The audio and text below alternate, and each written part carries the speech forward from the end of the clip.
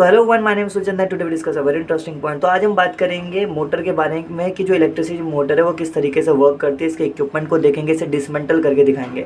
क्योंकि अगर हम देखें कि हमें मोटर पढ़नी हो चाहे जनरेटर पढ़ना हो, हमें सबसे पहले माइकल फैराडे के लॉ को पढ़ना पड़ेगा, जो उसका इलेक्ट्रोमैग्नेटिक इंडक्शन का लॉ कहता है। माइकल फैराडे का इलेक्ट्रोमैग्नेटिक इंडक्शन का लॉ सिंपली ये बात कहता है कि अगर कोई कंडक्टर है और उस कंडक्टर के अंदर अगर हम इलेक्ट्रिसिटी प्रोवाइड कराएं और अगर वो इलेक्ट्रिसिटी कहीं आगे फ्लो नहीं हो रही और वो वहाँ पर स्टॉप हो गई यानी अर्थ हो गई, तो वो मैग्नेटिक फील्ड में कन्वर्ट हो जाएगी और यहाँ पर एक एज अ मैग्नेट की तरह वर्क करने लगेगी।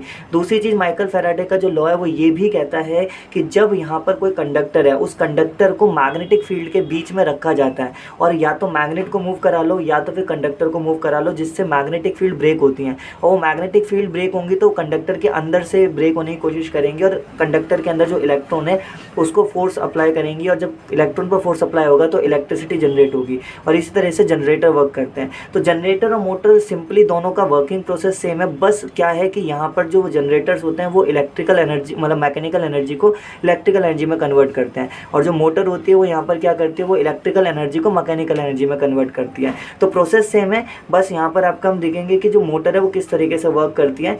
जब हम मोटर को डिसमेंटल करते हैं तो हमें सबसे पहले इसका जो पार्ट दिखाई देता है वो दिखाई देता है ये स्टेटर कॉइल हो गई। यहाँ पर ये स्टेटर कॉइल हो जाती है और ये जो है ना वो यहाँ पर इसके अंदर है रोटर। तो ये रोटर क्या करती रहती है, मूव करती रहती है। ये रोटर भी किसकी, मैग्नेटिक सब्सटेंस की बनी होती है। तो जब क्या होता है कि यहाँ पर जो रोटर है वो भी मैग्नेटिक सब्सटेंस की बनी होती है। कैसे वर्क करती है कि ये रोटर है ये मूव करती रहेगी। नॉर्मली जनरेटर में क्या होगा, ये रोटर मूव करेगी, ठीक है। यहाँ पर ये रोटर मूव करने की वजह से यानी जो वहाँ पर आर्मेचर कहते हैं इसको, कि आर्मेचर मूव करेगा और आर्मेचर मूव करने की वजह से जो यहाँ पर आपका मैग्नेटिक फील्ड है वो यहाँ पर आपका यानी यहाँ मैग्नेट लगे होंगे, ये आर्मेचर होगा। जैसे वो आर्मेचर घूमेगा, आर्मेचर के घूमने की वजह से जो मैग्नेटिक फील्ड है वो ब्रेक होंगी और यहाँ पर आपका करंट जनरेट होने लगेगा। लेकिन मोटर के अंदर यहाँ पर उल्टा होता है। मोटर में क्या होता है कि यहाँ पर दोनों को हमें मैग्नेट बनाना पड़ता है।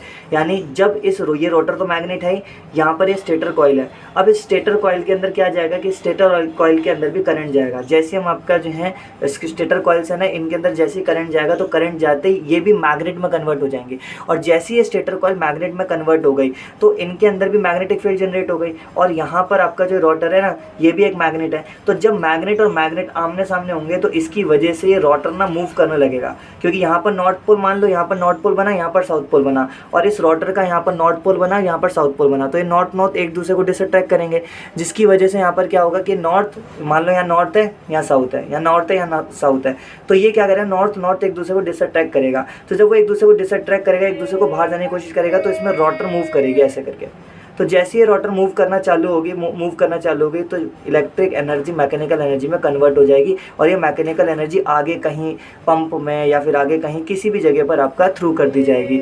तो यहाँ पर ये रोटर होती है इस तरीके की, जो मोस्टली बनाई जाती है वो आपका निकेल या फिर क्रोमियम की बनाई जाती है। और ये स्टेटर कॉइल होती है जो कार्बन यानी आपका जो कॉपर है उसकी बनी होती है। और यहाँ पर ना बुशेस लगे होते हैं। तो ये जो बुशेस होंगे ना वो किसके बने होंगे, या बुशेस कॉपर के होंगे या फिर ग्रेफाइट के होंगे।